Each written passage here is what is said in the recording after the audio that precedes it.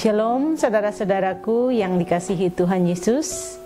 Adalah sukacita yang melimpah jika kita dapat bertemu kembali dalam acara santapan rohani Hosana Batu Plat. Kali ini bersama saya Penatua Ellen Sapulete Nale. Pada edisi hari ini kita akan belajar firman Tuhan yang saya pilih dari Yohanes 2 ayat 1 sampai ayatnya yang ke-11.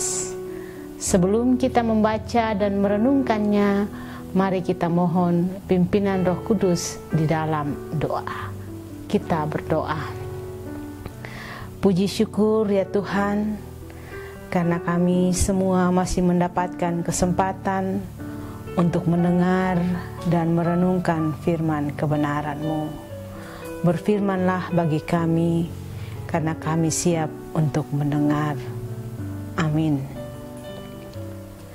Pembacaan buat kita semua terambil dari Yohanes 2 ayat 1 sampai ayatnya yang ke-11. Perkawinan di Kana. Pada hari ketiga ada perkawinan di Kana yang di Galilea, dan ibu Yesus ada di situ. Yesus dan murid-muridnya diundang juga ke perkawinan itu. Ketika mereka kekurangan anggur, ibu Yesus berkata kepadanya, "Mereka kehabisan anggur."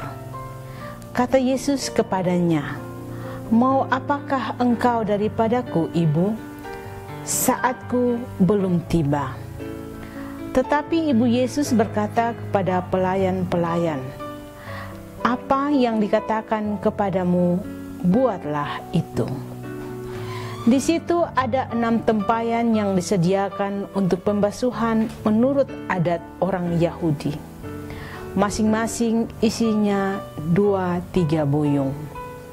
Yesus berkata kepada pelayan-pelayan itu, "Isilah tempayan-tempayan itu penuh dengan air."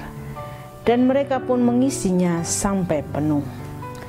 Lalu kata Yesus kepada mereka, "Sekarang cedoklah dan bawalah kepada pemimpin pesta."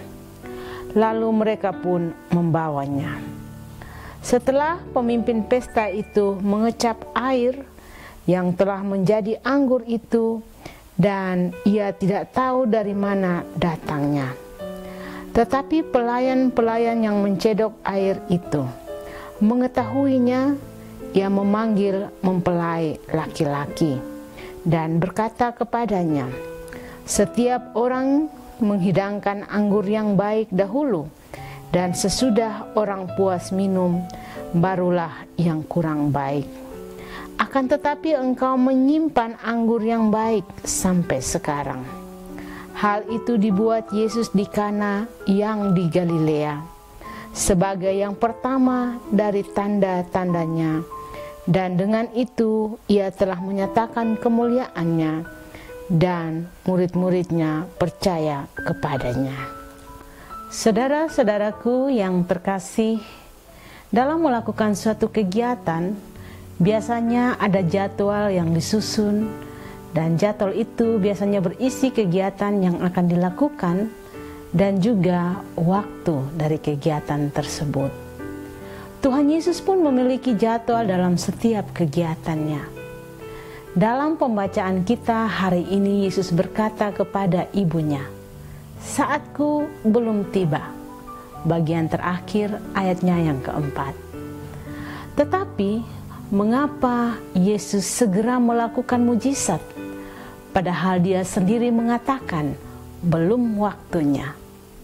Ternyata kita bisa merubah waktu Tuhan.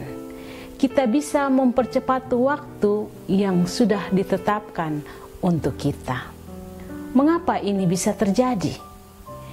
Yang pertama, kita belajar dari Maria. Ada Maria yang begitu peduli dengan kesusahan tuan pesta. Maria tidak ingin tuan pesta menanggung malu karena kehabisan anggur. Oleh karena itu, Maria mengadu persoalan ini kepada Yesus. Maria tidak menolong dengan uang atau materi, tetapi pertama-tama Maria menolong dengan mengadu kepada Yesus. Di sini kita belajar dari Maria bahwa di sekitar kita banyak sekali orang-orang yang membutuhkan kepedulian kita. Sudahkah kita peduli dengan kesusahan sesama? Kepedulian kita bukan dengan uang atau materi. Langkah pertama yang dilakukan adalah membawa persoalan sesama kita kepada Tuhan. Sudahkah kita mendoakan sesama kita saat ini? Di dalam doa syafaat di gereja, kita bersama-sama berdoa. Tetapi apakah dalam doa pribadi kita juga membawa pergumulan orang lain untuk kita doakan? Mari jangan hanya mendoakan persoalan pribadi kita saja, tetapi bawalah persoalan orang lain juga di dalam doa-doa kita. Dengan peduli, Tuhan Yesus akan mempercepat menjawab doa-doa kita. Mujizat akan Tuhan buat. Yang kedua, kita belajar dari pelayan-pelayan. Ada kepatuhan yang luar biasa dari para pelayan. Air dalam pesta biasanya disediakan tuan pesta di awal pesta untuk membasuh kaki para tamu yang datang. Itu tradisi orang Yahudi. Saat Yesus memberi perintah adalah waktu di mana pesta hampir berakhir. Bisa saja pelayan itu berpikir, untuk apa lagi mengisi tempayan dengan air? Toh bukan waktunya lagi. Dalam pergumulan kehidupan kita, tentu ada banyak doa-doa yang kita naikkan, dan Tuhan belum menjawab. Dan kita sendiri juga mungkin sudah lupa akan pokok doa yang kita naikkan karena lama menunggu jawaban Tuhan. Hari ini kita belajar apa yang pernah kita doakan. Tuhan tak pernah lupa untuk menjawab sesuai dengan waktunya. Waktu Tuhan bukan waktu kita.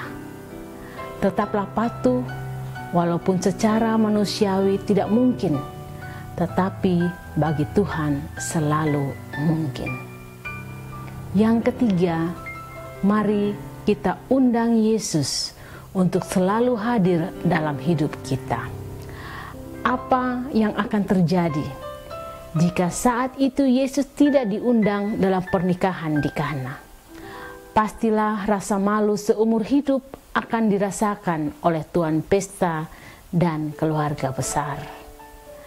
Tidak akan terjadi mujizat di dalam pesta itu. Kita pun tidak akan mengalami mujizat jika kita tidak mengundang Yesus. Mari kita undang Yesus senantiasa dan kita akan mengalami mujizat lebih cepat dari yang Tuhan tetapkan bagi kita. Tuhan memberi mujizat lebih dari yang kita pikirkan. Shalom. Mari kita amini firman hari ini dengan berdoa. Mampukanlah kami untuk melakukan firman-Mu dalam kehidupan kami hari lepas hari. Amin. Saudara-saudaraku yang Tuhan Yesus kasihi, demikianlah renungan singkat dalam acara Santapan Rohani Hosana edisi kali ini. Terima kasih sudah menyaksikan dan sampai jumpa lagi di lain waktu. Tuhan Yesus memberkati. Shalom.